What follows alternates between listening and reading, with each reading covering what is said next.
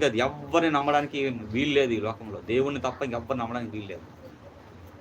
మరి నమ్మకపోతే ఎలాగండి? మనిషి నమ్మాలి కదా. నమ్ముతాం ఎప్పుడు అంటే నమ్మకంలో కూడా జాగ్రత్తగా పరిశీలనగా చేస్తూ నమ్మాలి, భయపడుతూ నమ్మాలి. ఎటువంటి వాళ్ళు తెలియదు మనకి. అంటే నమ్మేస్తాం ఆ మనిషిని?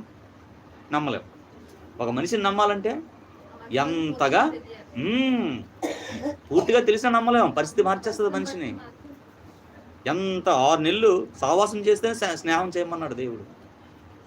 ఒక మనిషితో 6 నెలలు ఈ లోకం చెప్తా ఉంది. 6 నెలలు పరీక్షించిన తర్వాత స్నేహం చేయమంటే కంటి చూపుతోనే స్నేహం మొదలైపోతా ఉంది. ఏదైనా ఇస్తే స్నేహం మొదలైపోతా ఉంది. ఏదైనా చేస్తే స్నేహం మొదలైపోతుంది. ఒక మనిషితో స్నేహం ఎప్పుడు చేయమని లోకం చెప్తుంది తెలుసా? పెద్దవాళ్ళు ఎప్పుడు చెప్తారు తెలుసా? 6 నెలలు సావాసం చెయ్యి. 6 నెలలు సావాసం చేసిన తర్వాత ఆడు ఎటువంటి వాడు తెలుసుకున్న తర్వాత అప్పుడు నువ్వు స్నేహం మొదలెట్టని ఈ లోకంలో సామెత.